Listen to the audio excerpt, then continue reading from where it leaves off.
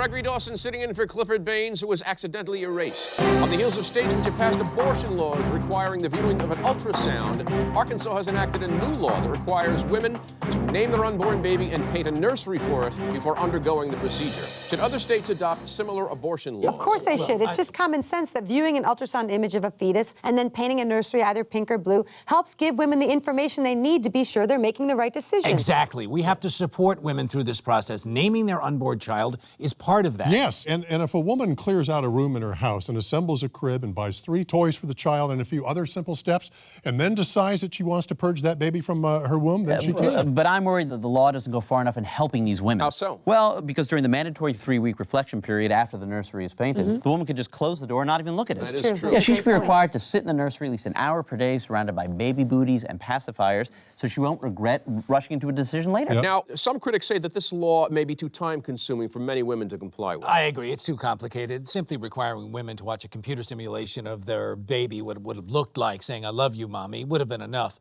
These extra measures are simply taking valuable time away from our medical professionals. Makes sense, like the provision that requires nurses to follow women around with a giant boombox that plays the sound of children's innocent laughter over and over again. But those studies show that these extra steps actually make the laws work better. Yeah. For example, the Missouri law requiring pharmacists to dispense birth control in a blood-red container with a skull on it while eerily chanting "God have mercy on us" in Latin has actually increased how careful teens are about sex. Absolutely. Similarly, Texas this week started a so-called Take a Life, Save a Life program, ordering women to give a kidney while undergoing an abortion. And it's a great program. Yep. Look, if a woman isn't ready to have her kidney removed, then it's clear that she has doubts about getting an abortion. It also gives the women so many choices. If they don't want to give a kidney, they can just opt to donate all the blood in their body.